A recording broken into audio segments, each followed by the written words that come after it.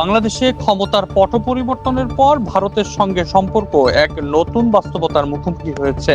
রাজনীতি থেকে শুরু করে খেলার মাঠ, বিভিন্ন ঘটনায় দুই দেশের সম্পর্কে বারবার টানাপোড়েন দেখা যাচ্ছে। কূটনৈতিক মহলের মতে সাম্প্রতিক উত্তেজনার প্রভাব ছড়িয়ে পড়েছে দ্বিপক্ষীয় সম্পর্কের নানা স্তরে। মানচিত্রে দিল্লি ও ঢাকার দূরত্ব প্রায় ১,৭০০ কিলোমিটার, কিন্তু রাজনৈতিক বাস্তবতায় এই দূরত্ব কখনো কমছে কখনো বাড়ছে। বিশেষ করে ২০২৪ সালের আগস্টের পর পরিবর্তিত পরিস্থিতি এবং গত ১৭ মাসে সীমান্তের দুপারে ঘটে যাওয়া নানা ঘটনায় বাংলাদেশ ভারত সম্পর্ক নতুন নতুন বাঁক নিয়েছে।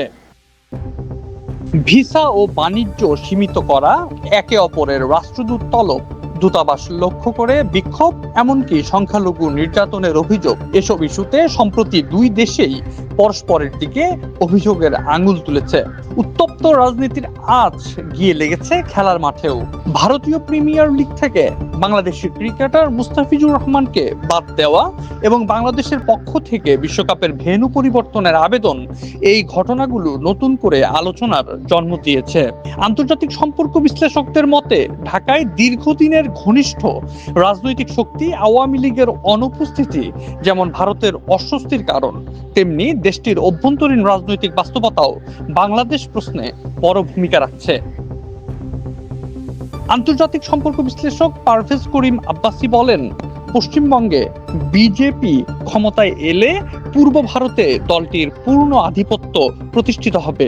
সেই লক্ষ্যেই ভারতের অভ্যন্তরীণ রাজনৈতিক স্বার্থে বাংলাদেশ ইস্যুকে ট্রাম্প কার্ড হিসেবে ব্যবহার করা হচ্ছে।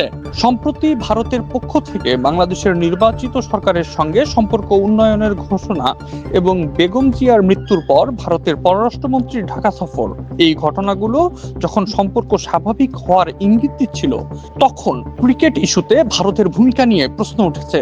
এটা কি বাংলাদেশ নীতিতে ভারতের স্ববিরোধী আচরণের প্রতিফলন? এই বিষয়ে দিল্লির জিন্দাল গ্লোবাল ইউনিভার্সিটির অধ্যাপক শ্রীরাধা দত্ত বলেন, বর্তমান ভারত সরকার সংখ্যালঘু ইস্যুতে খুবই সংবেদনশীল।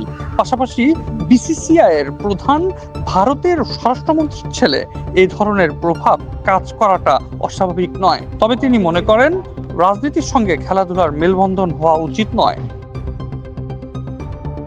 বিশ্লেষকদের অভিমত, পারস্পরিক পছন্দ অপছন্দের ঊর্ধ্বে উঠে নিজেদের স্বার্থেই বাংলাদেশ ও ভারতের সহযোগিতা বাড়ানো প্রয়োজন। সেজন্য দুদেশের দায়িত্বশীল মহলের বক্তব্য ও আচরণে আরো সংযত ও পরিমিত হওয়া জরুরি। শ্রীরাধা দত্ত বলেন, নতুন যে সরকার আসবে তার সঙ্গে সম্পর্ক উন্নয়ন জরুরি। অতিরিক্ত ঘনিষ্ঠতা যেমন প্রয়োজন নেই, তেমনি শত্রুতাও নয়। প্রতিবেশী হিসেবে পারস্পরিক সহযোগিতার মাধ্যমেই এগুতে হবে। এখন প্রশ্ন হলো, ঢাকায় একটি নির্বাচিত রাজনৈতিক সরকার গঠিত হলে দিল্লির সঙ্গে সম্পর্ক কোন পথে এগুবে, সেদিকেই নজর আন্তর্জাতিক মহলে।